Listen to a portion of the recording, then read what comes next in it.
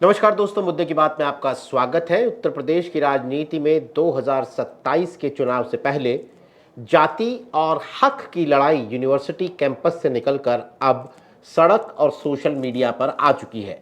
Supreme court ने फिलहाल UGC के नए नियमों पर रोक लगा दी है, लेकिन नगीना के सांसद चंद्रशेखर आजाद ने इसे लेकर सीधा आर पार का मोर्चा खोल दिया है। आजाद समाज पार्टी के सांसद चंद्रशेखर का सीधा आरोप है कि यूनिवर्सिटी कैंपस में आज भी दलितों और पिछड़ों के साथ भेदभाव जोर शोर से होता है, जिसे रोकने के लिए ये नियम जरूरी हैं। साथ ही उन्होंने लोकसभा में सभी पार्टियों के अध्यक्षों को खुले मंच पर डिबेट की चुनौती दी है। चंद्रशेखर ने कहा है कि कोई भी इस मुद्दे को लेकर अगर उसे लगता हो कि ये नियम जरूरी नहीं है, मुझसे आकर डिबेट कर लें। आगरा की रैली में 300 सीटें जीतने और अमीरों की तिजोरी से पैसा निकाल कर गरीबों को देने जैसे बयानों से चंद्रशेखर ने यह भी साफ कर दिया कि 2027 में वो मायावती और अखिलेश यादव दोनों के बरक्स खुद को खड़ा कर रहे हैं। तो चंद्रशेखर आजाद की ये तमाम कोशिशें 2027 के विधानसभा चुनाव में क्या रंग लाएंगी, जानने के लिए हमारे साथ हैं वरिष्ठ पत्रकार आस मोहम्मद। तो आस मोहम्मद जी, पहला सवाल आपसे यह है कि आजकल धड़ाधड़ रैलियां कर रहे हैं चंद्रशेखर आजाद। जंतर मंतर पर दिल्ली के उनकी लेटेस्ट रैली हुई थी।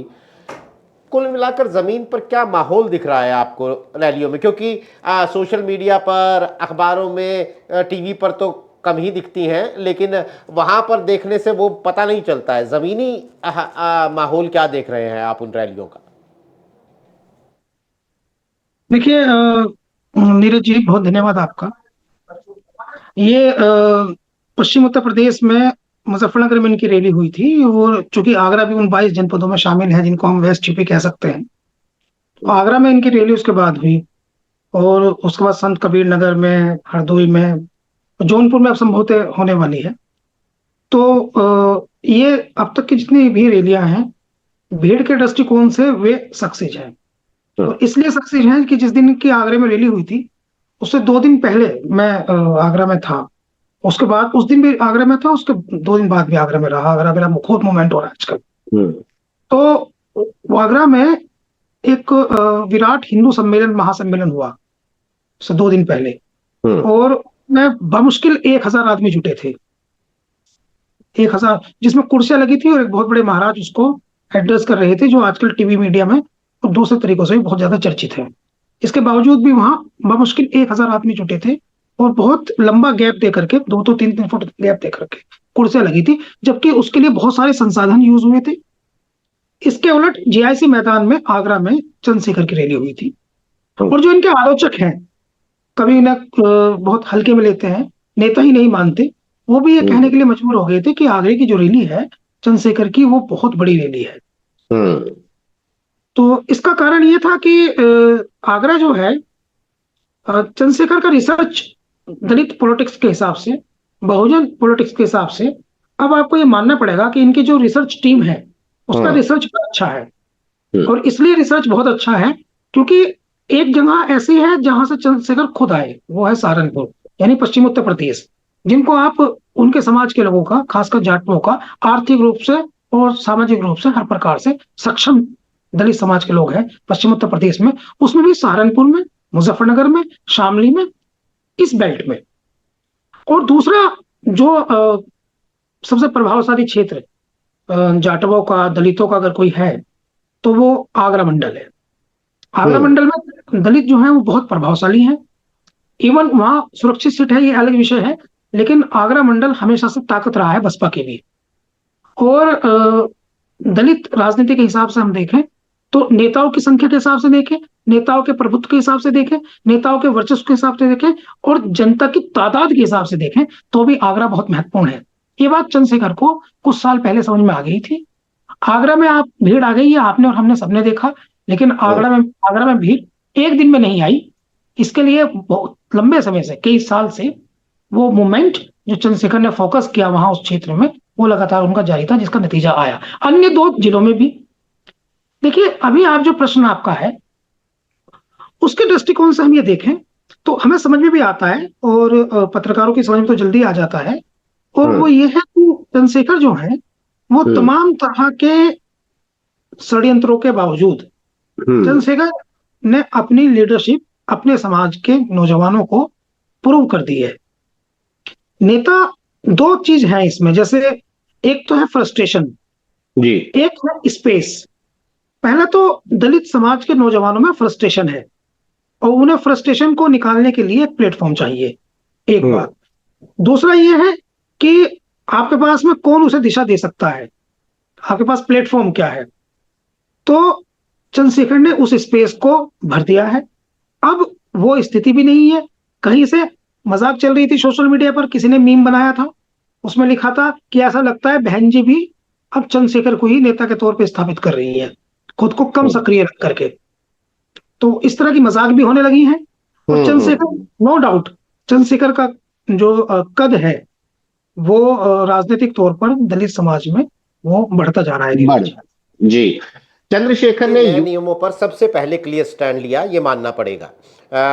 उसके बाद तमाम नेता आए। मैं अपने दर्शकों को बता दूं दोस्तों, पिछले कई दिनों से आप यूजीसी के जिन नए नियमों का जिक्र सुन रहे हैं वो दरअसल यूनिवर्सिटी कैंपस के अंदर बराबरी की बात करने के लिए लाए गए नियम है। यानी SC ST OBC के छात्रों के साथ किसी तरह के जो भेदभाव होते हैं, जिन पर जो भेदभावों के आरोप लगे, उसके बाद कोर्ट ने कहा कि नए नियम लेकर आइए। यूजीसी नए नियम लेकर आया। उन नियमों के खिलाफ जो सामान्य जातियां हैं, जिन्हें सवर्ण जातियां भी कह देते हैं, उन्होंने विरोध शुरू किया कि ये तो हमें फंसाने की साजिश है। मामला सुप्रीम कोर्ट में गया। सुप्रीम कोर्ट ने फिलहाल उस पर रोक लगा दी है। रोक के बावजूद भी विरोध जारी है। चंद्रशेखर ने यूजीसी के नए नियमों पर सबसे पहले क्लियर स्टैंड लिया, उस पर रैलियां की और ये कहा कि सुप्रीम कोर्ट की रोक भी गलत है, ये नियम लागू होने चाहिए। बराबरी नहीं है यूनिवर्सिटी कैंपस में। तो आस मोहम्मद, क्या ये तय कर चुके हैं चंद्रशेखर कि उन्हें सामान्य जातियों का वोट नहीं चाहिए, नहीं मिलता है तो ना मिले? और क्योंकि ये बड़ी दुधारी तलवार है, इसमें हमने देखा कि बीजेपी से लेकर तमाम राजनीतिक दल बड़े संभलते आए। हालांकि मायावती आई, लेकिन मायावती तो सामान्य जातियों के पक्ष में खड़ी हो गई। तो चंद्रशेखर की जो स्पष्टता और क्लैरिटी है इस पर, उसके पीछे यही पॉलिटिक्स है कि भाई मेरा वोट है वो मुझे दिख रहा है, मैं उसी पे फोकस करूंगा। अब सामान्य जातियां नाराज होती हैं, होती रहे। नीरज जी, मैं आपको धन्यवाद देता हूं। और अगर हम डिबेट में नहीं भी बैठते हैं तो भी मैं आपसे ज्ञान प्राप्त करना, आपके पास 15-20 दिन में मुझे आना चाहिए। जिस तरह से आप सवाल पूछते हैं, यकीनी तौर पर आपने जो है बहुत अच्छा सवाल पूछा है और बहुत गहराई से पूछ लिया, एक सवाल में कई सवाल जोड़ करके। तो ये अब मुझे बोलना ही पड़ेगा और बताना भी पड़ेगा आपको कि चंद्रशेखर जो है वो ये जो लड़ाई है चंद्रशेखर में और दूसरे नेताओं में एक बहुत बड़ा फर्क है कि ये समाज की लड़ाई तो है, ये राजनीतिक प्रभुत्व की लड़ाई तो है, ये राजनीतिक प्रतिनिधित्व की लड़ाई तो है, और ये खुद को स्थापित करने की लड़ाई तो है, मगर ये चंद्रशेखर की पर्सनल लड़ाई भी है। और पर्सनल लड़ाई इसलिए है क्योंकि आपने अभी यूजीसी आया और आपने भी अपनी बातचीत में ये इसको पूरी तरह से उद्घृत किया। आपने बताया कि यूनिवर्सिटी में भेदभाव और बराबरी को लेकर के जो है ये एक्ट आया, और इसमें शुरुआत में कुछ कहा गया, बाद में कुछ, एक पक्ष पहले उग्र था, दूसरे पक्ष ने देर से अपनी बात कहनी शुरू की, और उनमें भी बहुत ब्रॉडली, बड़े लेवल पर अगर किसी ने कहा तो चंद्रशेखर ने कहा, छोटे नेता ने किसी ने कह दिया होगा। लेकिन चूंकि अब राष्ट्रीय परिदृश्य की राजनीति के दृष्टिकोण से देखें तो जंतर मंतर पर कार्यक्रम करने के बाद ये स्पष्ट हुआ कि बड़ी नेता के तौर पर बड़ी बिग आवाज, बाकी नेता नाराज रुक गए, कहीं अपर कास्ट की नाराज न ले ले, चंद्रशेखर खुल के बोल गए। तो बहुजन पॉलिटिक्स में ये है भी। लेकिन अहम बात जो मैं आपको बताना चाहता हूं, जो वो ये है कि आश्चर्यजनक है सुनना, और जो दर्शक हमें सुन रहे होंगे उन्हें भी मेरी बात जो है वो थोड़ा सा नई लगेगी और अजीब भी लगेगी, हो सकता है कुछ को दुख भी हो। देखिए, यूनिवर्सिटी में ही गैर बराबरी नहीं है, गैर बराबरी कॉलेजेस में भी है, इंटर कॉलेजेस में भी है, हाई स्कूल, शिक्षा संस्थानों में वो गैर बराबरी जो है वो आप सुनेंगे तो शॉक्ड रह जाएंगे। वो 8 स्टैंडर्ड के स्कूलों में भी है। मैं आपको 2 घटनाएं, जो कि प्रैक्टिकली बताना जरूरी होता है चीजों को समझाने के लिए, एक तो मैं अपनी बताता हूं। मैं जब पढ़ता था तो 8 क्लास में हमारे यहाँ एक सुलेख प्रतियोगिता हुई।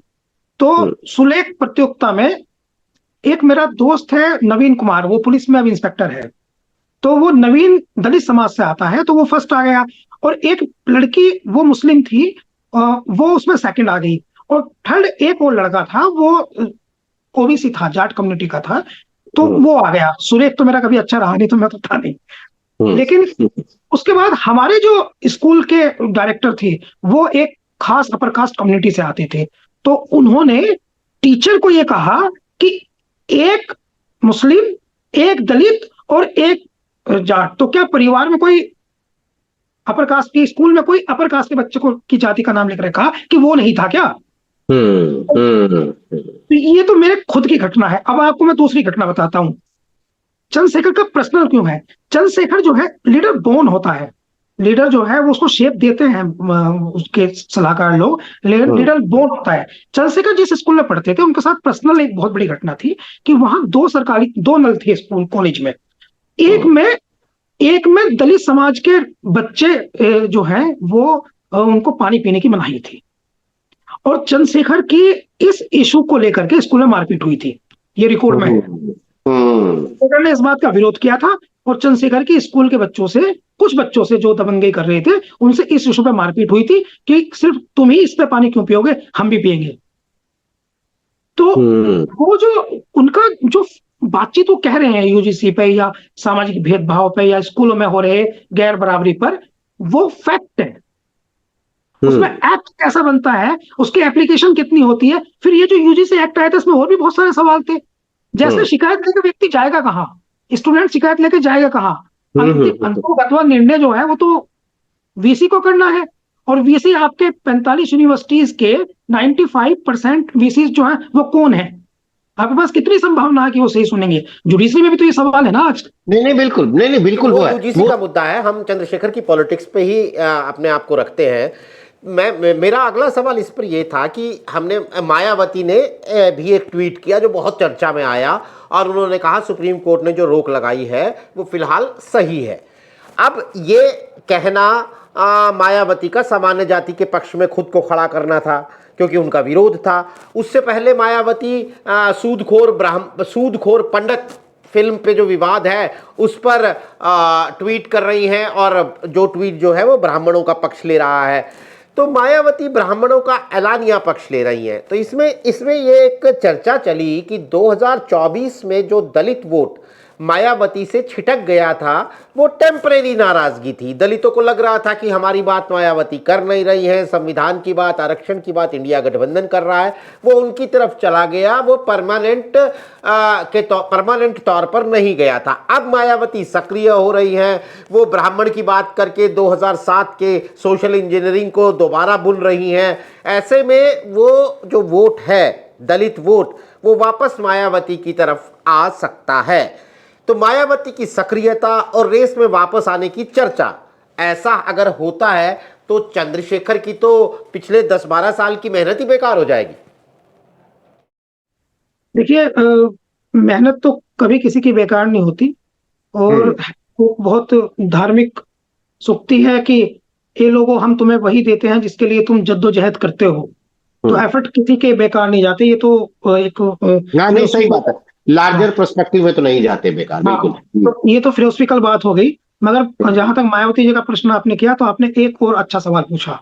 देखिए, मायावती जी की जो राजनीति है उसको अभी उन्होंने, जब आवश्यकता थी, मान्यवर काशीराम जी के समय में, काशीराम जी के समय में जब आवश्यकता थी, तो उस समय मैं आपको प्रैक्टिकली, आपने बहुत एक नारा उस समय लगता था कि मिले मुलायम काशीराम, और जनता बोलती थी हवा में उड़ गए जय श्री राम, जनता की तरफ से आवाज आती थी, जय श्री राम।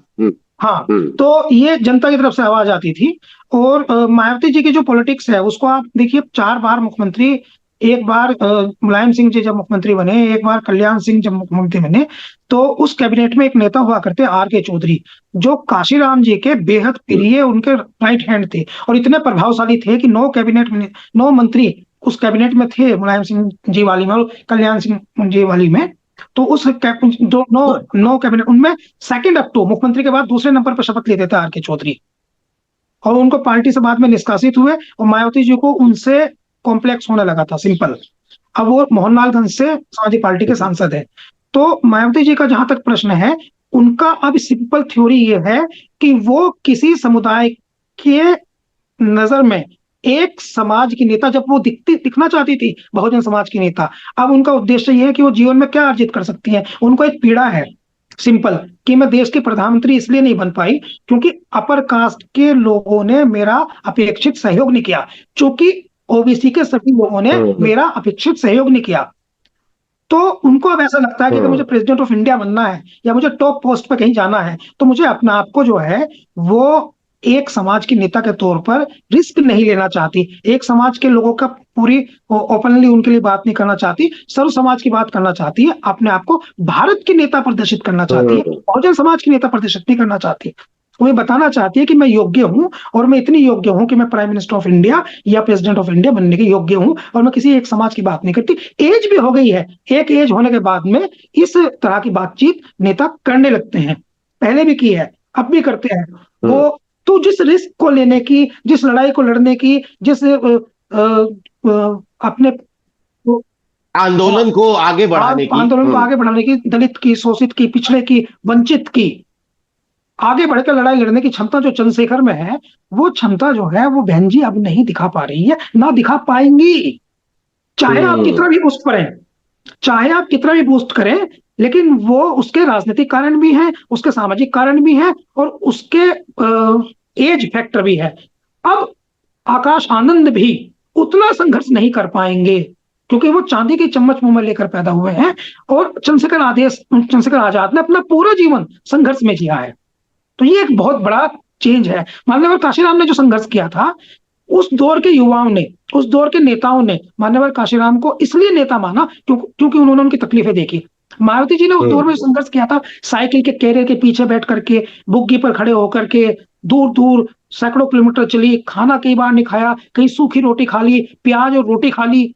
तो वे तकलीफें जो बहन जी ने की थी या काशीराम जी ने की थी, वो उनके समाज के लोगों ने देखी थी, उनके दिल में ये लग थी। लेकिन आज का समाज का जो युवा है वो ये देख रहा है कि ये संघर्ष बहन जी नहीं कर रही है, ये संघर्ष आकाश आनंद नहीं कर रहे हैं, ये संघर्ष जो कर रहे हैं वो चंद्रशेखर कर रहे हैं।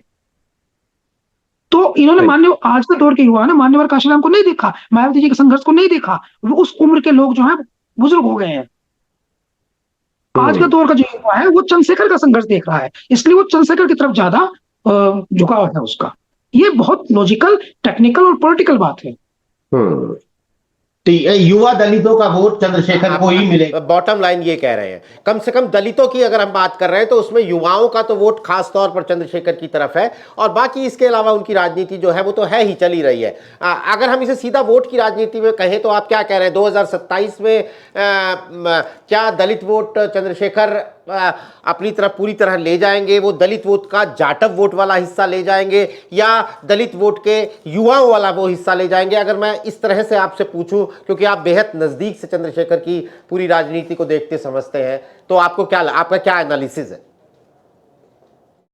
देखिए, मैं इसको ऐसे समझ रहा हूं कि ये अभी आकाश आनंद सक्रिय होंगे, उनकी लॉन्चिंग होगी, और मायावती जी जो है उनका चूंकि समाज में सम्मान तो है, तो ऐसा तो है नहीं कि वो एक वर्ग जो उनको पसंद करता है वो उनकी अपील पर, उनकी भावुक अपील पर उनके साथ नहीं जुटेगा, और जिस प्रकार से आकाश आनंद की लॉन्चिंग होगी तो वो प्रभावित नहीं करेगा। मगर अधिकाधिक जो प्रभावित करेगा और अधिकाधिक जो नेता इस समय मान रहा है दलित समाज, वो चंद्रशेखर को मान रहा है इस समय युवा।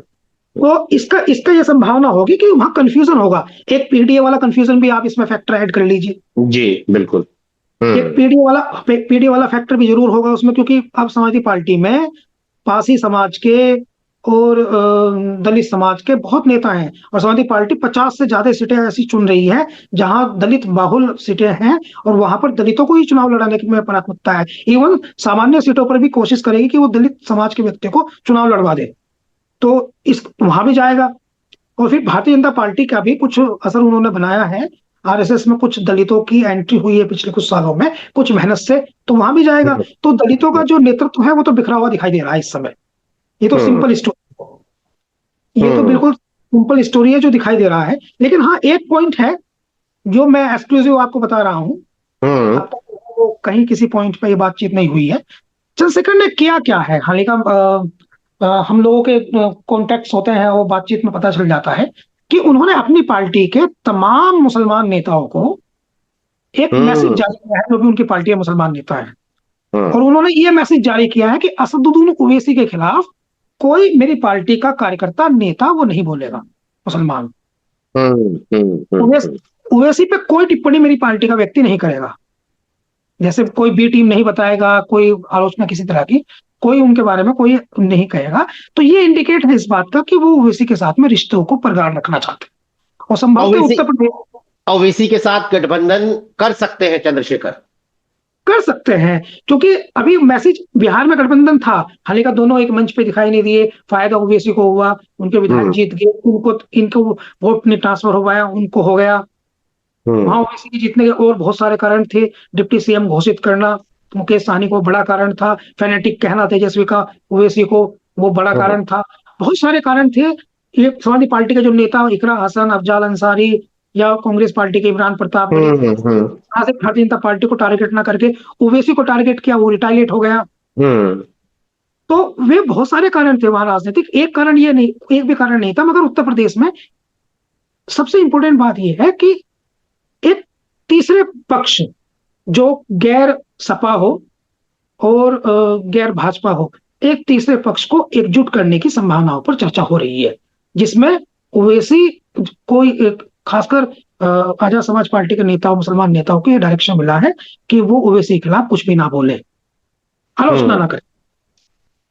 नहीं तो ये तो आप बड़ी खबर हमें बता। अभी तक चर्चाएं जरूर हो रही थी चंद्रशेखर ओवैसी के गठबंधन की लेकर, लेकिन ये अगर इस तरह का निर्देश अपने मुस्लिम नेताओं को चंद्रशेखर दे रहे हैं तो ये काफी सीरियस बना देता है इस गठबंधन की चर्चा को। लेकिन फिर यहाँ पर भी एक नुक्ता लगता है कि ओवैसी को बीजेपी की बी टीम मानता है। दरअसल मैं आपको इसको भी थोड़ा खोल के बताता हूँ, छोटा वक्त का तकाजा भी है कि एक मुस्लिम पॉलिटिक्स में एक ये बात होती है कि ओवैसी ने अगर सीमांचल में अच्छा प्रदर्शन किया, वजह यह है कि बिहार में मुस्लिम वोटर कंफ्यूज है, वो नीतीश को भी वोट देता है और वो तेजस्वी यादव को भी वोट देता है, यानी वो पहले से दो धड़ों में है, एक तीसरा आया। महाराष्ट्र में अगर ओवैसी ने अच्छा प्रदर्शन किया तो वहाँ भी मुस्लिम वोटर जो है, वो जो दो मुख्य गठबंधन है, दोनों की तरफ मुस्लिम वोटर वोट देता है। लेकिन उत्तर प्रदेश में ऐसा कंफ्यूजन है नहीं, यहां तो मुस्लिम सीधा सीधा एक को वोट देता है, एक को वोट नहीं देता है। तो यहां ओवैसी जो है वो अगर आते हैं तो वो बीजेपी की बी टीम है। ये नुकसान, ये एक नुक्ता नहीं लगता है क्या इस पूरी पॉलिटिक्स में? और क्या चंद्रशेखर को इसका कोई सरोकार चंद्रशेखर के जहन में इसे लेकर? देखिए, मैं आपको नीरज जी बता दूं कि असल में मैं अपनी भावनाओं को जो है वो पता नहीं कुदरतन मैं रोक नहीं सकता। मुझे आपके साथ बात करना बेहद अच्छा लगता है, और आप आधे घंटे का शो मत किया कीजिए, किसी दिन मुझे पकड़ के बैठिए, 1 घंटा बात करते हैं। तो जरूर करेंगे। हाँ। तो अभी इसको आप ना ऐसे समझिए कि जहां तक पिछले कुछ समय से एक उत्तराखंड वाला एक एपिसोड आपने देखा होगा, मोहम्मद दीपक वाला। इसके अलावा आपको मैं एक नैनीताल का बताता हूँ, जहां एक हिंदू लड़की जो है वो मुस्लिमों के एक ढाबे को लेकर लड़ गई। फिर एक मसूरी में ऐसा हुआ, फिर एक राजस्थान में ऐसा हुआ, फिर एक लखनऊ में ऐसा हुआ। और अगर आप ग्राउंड पर हैं तो उत्तर प्रदेश में आपको हर जगह दिखाई दे जाएगा। पिछले कुछ दिनों से, कुछ महीनों से उत्तर प्रदेश के समाज में, चूंकि हम रह रहे हैं, और उत्तराखंड के समाज में एक जबरदस्त परिवर्तन है, भयंकर परिवर्तन है। मुस्लिम के साथ अगर किसी तरह से, माइनॉरिटी के साथ किसी तरह से कोई डिस्क्रिमिनेशन या कोई जाति या कुछ हो रहा है, सड़क से लेकर के वो गलियों तक और ट्रेवल कर रही जगह तक, तो हिंदू पक्ष जो है उनकी मदद में बिना कुछ सोचे समझे सामने आ रहा है। सब जगह आ रहा है। 10 घटनाएं मैं आपको गिना सकता हूँ। इसका मतलब यह है कि सांप्रदायिकता की जो पहाड़ है वो दरक रहा है, नफरत जो है वो खत्म हो रही है, और लोगों की समझ में ये आ रहा है कि सियासतदानों ने हमें लड़ा दिया। और हाँ, अब इसका ये होने वाला है इसका कि अगर मुसलमान जो है वो समाजवादी पार्टी को तब वोट करता है कंसोलिडेट होकर के 95%, तब उसे ऐसा लगता है कि भारतीय जनता पार्टी को हराना जरूरी है। लेकिन जब मुसलमान को ऐसा लगेगा कि भारतीय जनता पार्टी, अब तो हिंदू मुसलमानों में प्यार बढ़ गया है, कोई इशू है नहीं, अब तो हमको कोई खा जाने वाली नजर से कोई देख नहीं रहा, तो हिंदू से हमारी क्या दुश्मनी, हिंदू तो हमारा भाई है। हम्म। तो फिर वो भाजपा के डर से वोट ना करके अपनी पसंद के नेता को चुनेगा। हम्म। और ऐसी स्थिति में समाजवादी पार्टी के लिए भी और भारतीय जनता पार्टी के लिए भी, ये दोनों ऐसी राजनीतिक पार्टियों के लिए जिनको कोई एक समूह एकजुट होकर वोट करे, उनके लिए ये डिस्टरबेंस क्रिएट करेगा, क्योंकि वोट सांप्रदायिकता पे ना होकर पे फिर लोकल मुद्दों पे होगी। हम्म। तो ऐसे समय में, जैसे आपको पुराना दौर अगर याद करना हो कि भारतीय जनता पार्टी का बहुमत नहीं आया, समाजवादी पार्टी का हम्म। बहुमत नहीं आया, 130 सीटें हम्म। आई, 140 सीटें आई, तीन चार हम्म। राजनीतिक दल ने सरकार बना ली, तो वे परिस्थितियां भी होंगी। किंग मेकर की सिचुएशन भी बन सकती है। लेकिन ये मेकर तो की विधानसभा चुनाव। सिचुएशन, क्योंकि ये बहुत बड़ा परिवर्तन है जो हम आज देख रहे हैं।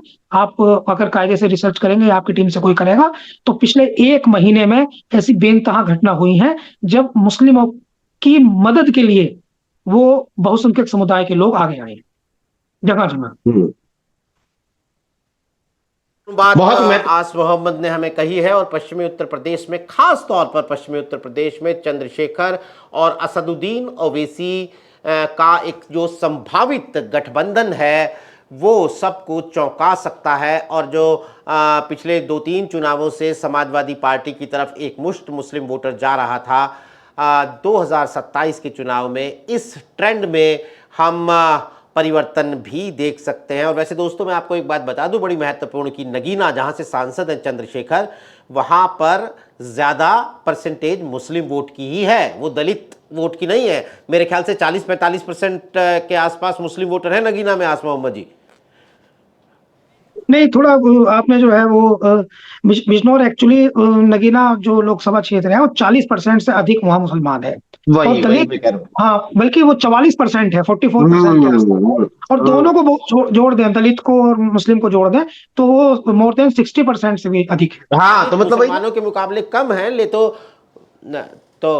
अलग तो, अलग एनालिसिस, तो वहां पर बिल्कुल, तो वहां पर ऐसे में उत्तर प्रदेश में एक बड़ा सॉलिड कॉम्बिनेशन है अगर मुस्लिम वोट और दलित वोट एक साथ आता है। समाजवादी पार्टी यानी अखिलेश यादव भी वहां पर दलित, मुस्लिम और गुज्जर का कॉम्बिनेशन बनाकर ही अपनी आगे की राजनीति को सॉलिड बनाने की, ठोस बनाने की कोशिश कर रहे हैं। तो बहुत इंटरेस्टिंग दोस्तों होने वाला है। लेकिन चंद्रशेखर जिस तरह से हम उन्हें सक्रिय देख रहे हैं और तमाम मुद्दों पर चंद्रशेखर की जो एक स्पष्ट आक्रामकता है वो अगले 1 साल में और क्या शक्ल लेती है, इस पर हमारी नजर बनी रहेगी। आज हमारे साथ इस कार्यक्रम में शामिल होने के लिए आस मोहम्मद, आपका बहुत बहुत शुक्रिया।